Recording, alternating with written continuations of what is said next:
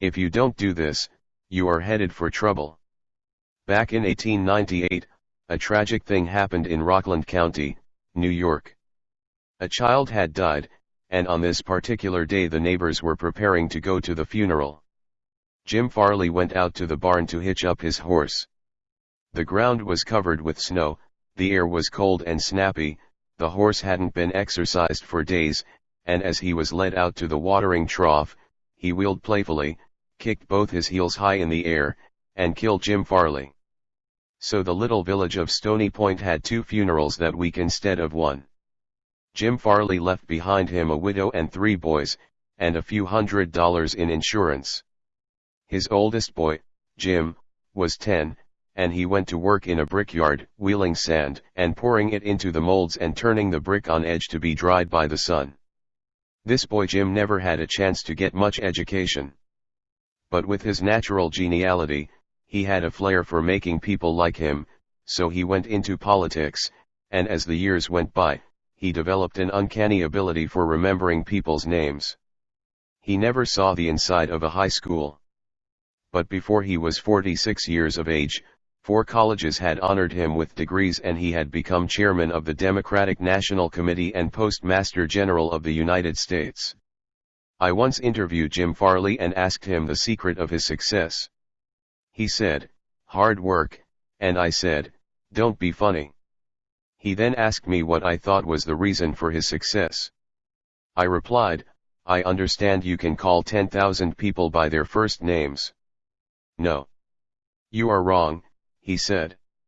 "I can call 50,000 people by their first names. Make no mistake about it." That ability helped Mr. Farley put Franklin D. Roosevelt in the White House when he managed Roosevelt's campaign in 1932.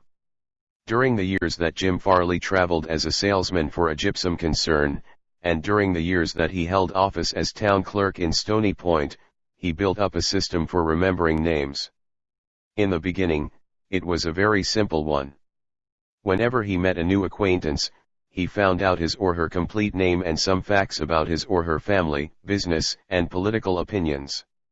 He fixed all these facts well in mind as part of the picture, and the next time he met that person, even if it was a year later, he was able to shake hands, inquire after the family, and ask about the hollyhocks in the backyard. No wonder he developed a following. For months before Roosevelt's campaign for president began, Jim Farley wrote hundreds of letters a day to people all over the western and northwestern states. Then he hopped onto a train and in 19 days covered 20 states and 12,000 miles, traveling by buggy, train, automobile, and boat. He would drop into town, meet his people at lunch or breakfast, tea, or dinner, and give them a heart-to-heart talk. Then he'd dash off again on another leg of his journey. As soon as he arrived back east, he wrote to one person in each town he had visited, asking for a list of all the guests to whom he had talked. The final list contained thousands and thousands of names. Yet each person on that list was paid the subtle flattery of getting a personal letter from James Farley. These letters began Dear Bill or Dear Jane, and they were always signed Jim. Jim Farley discovered early in life that the average person is more interested in his or her own name than in all the other names on earth put together. Remember that name and call it easily, and you have paid a subtle and very effective compliment. But forget it or misspell it, and you have placed yourself at a sharp disadvantage. For example, I once organized a public speaking course in Paris and sent form letters to all the American residents in the city. French typists with apparently little knowledge of English filled in the names and naturally they made blunders. One man, the manager of a large American bank in Paris, wrote me a scathing rebuke because his name had been misspelled. Sometimes it is difficult to remember a name, particularly if it is hard to pronounce. Rather than even try to learn it, many people ignore it or call the person by an easy nickname. Sid Levy called on a customer for some time whose name was Nicodemus Papadoulas. Most people just called him Nick. Levy told us, I made a special effort to say his name over several times to myself before I made my call. When I greeted him by his full name, "Good afternoon, Mr. Nicodemus Papadoulas," he was shocked. For what seemed like several minutes there was no reply from him at all. Finally, he said with tears rolling down his cheeks, "Mr. Levy, in all the 15 years I have been in this country, nobody has ever made the effort to call me by my right name." What was the reason for Andrew Carnegie's success? He was called the Steel King. Yet he himself knew little about the manufacture of steel. He had hundreds of people working for him who knew far more about steel than he did. But he knew how to handle people, and that is what made him rich. Early in life, he showed a flair for organization, a genius for leadership. By the time he was 10, he too had discovered the astounding importance people place on their own name. And he used that discovery to win cooperation. To illustrate, when he was a boy back in Scotland, he got hold of a rabbit, a mother rabbit. Presto! He soon had a whole nest of little rabbits, and nothing to feed them. But he had a brilliant idea. He told the boys and girls in the neighborhood that if they would go out and pull enough clover and dandelions to feed the rabbits, he would name the bunnies in their honor. The plan worked like magic, and Carnegie never forgot it. Years later, he made millions by using the same psychology in business. For example, he wanted to sell steel rails to the Pennsylvania Railroad. J. Edgar Thomson was the president of the Pennsylvania Railroad then. So Andrew Carnegie built a huge steel mill in Pittsburgh and called it the Edgar Thomson Steel Works. Here is a riddle. See if you can guess it. When the Pennsylvania Railroad needed steel rails, where do you suppose J. Edgar Thomson bought them? From Sears, Roebuck.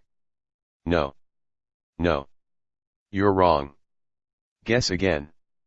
When Carnegie and George Pullman were battling each other for supremacy in the railroad sleeping car business, the Steel King again remembered the lesson of the rabbits. The Central Transportation Company, which Andrew Carnegie controlled, was fighting with the company that Pullman owned.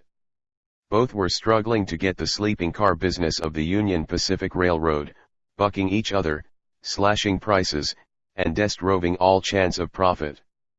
Both Carnegie and Pullman had gone to New York to see the board of directors of the Union Pacific. Meeting one evening in the St. Nicholas Hotel, Carnegie said, "Good evening, Mr. Pullman, aren't we making a couple of fools of ourselves?" "What do you mean?" Pullman demanded.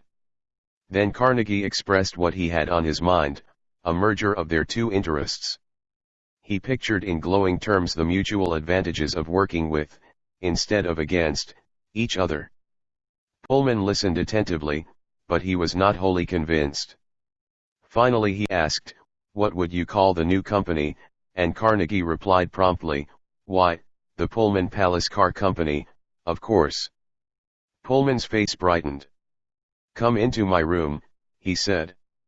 "Let's talk it over." That talk made industrial history. This policy of remembering and honoring the names of his friends and business associates was one of the secrets of Andrew Carnegie's leadership. He was proud of the fact that he could call many of his factory workers by their first names, and he boasted that while he was personally in charge, no strike ever disturbed his flaming steel mills.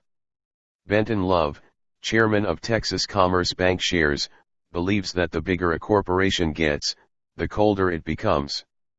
One way to warm it up, he said, is to remember people's names. The executive who tells me he can't remember names is at the same time telling me he can't remember a significant part of his business and is operating on quicksand. Karen Kiersek of Rancho Palos Verdes, California, a flight attendant for TWA, made it a practice to learn the names of as many passengers in her cabin as possible and use the name when serving them. This resulted in many compliments on her service expressed both to her directly and to the airline. One passenger wrote, "I haven't flown TWA for some time, but I'm going to start flying nothing but TWA from now on. You make me feel that your airline has become a very personalized airline, and that is important to me. People are so proud of their names that they strive to perpetuate them at any cost." Even blustering, hard-boiled old P.T. Barnum, the greatest showman of his time, disappointed because he had no sons to carry on his name, offered his grandson, C.H. Seeley, $25,000 if he would call himself Barnum Seeley. For many centuries, nobles and magnates supported artists, musicians and authors so that their creative works would be dedicated to them. Libraries and museums owe their richest collections to people who cannot bear to think that their names might perish from the memory of the race. The New York Public Library has its Astor and Lenox collections. The Metropolitan Museum perpetuates the names of Benjamin Altman and J.P. Morgan. And nearly every church is beautified by stained glass windows commemorating the names of their donors.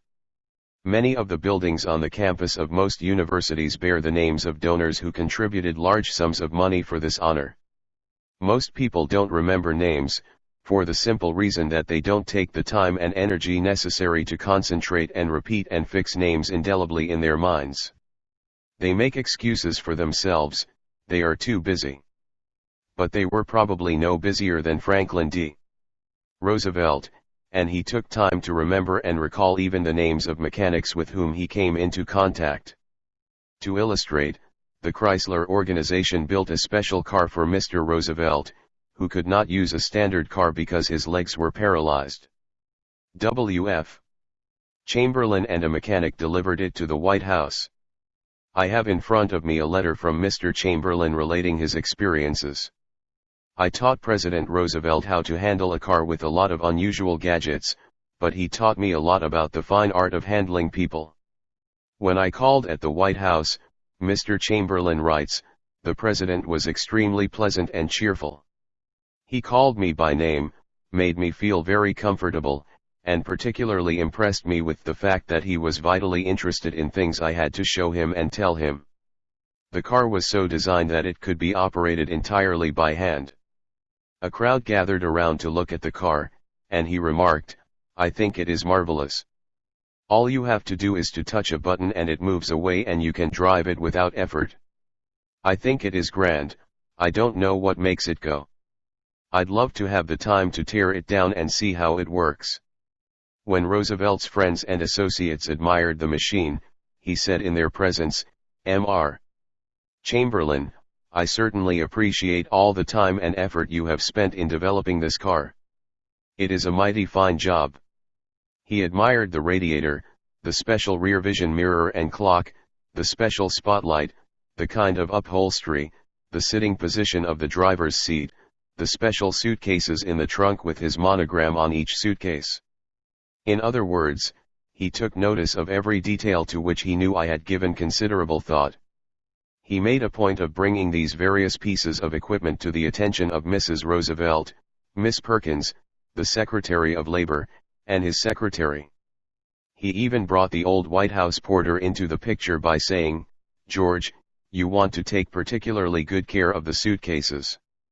When the driving lesson was finished, the president turned to me and said, well, Mr. Chamberlain, I have been keeping the Federal Reserve Board waiting 30 minutes. I guess I had better get back to work.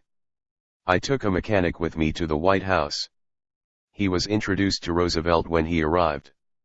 He didn't talk to the president, and Roosevelt heard his name only once. He was a shy chap, and he kept in the background.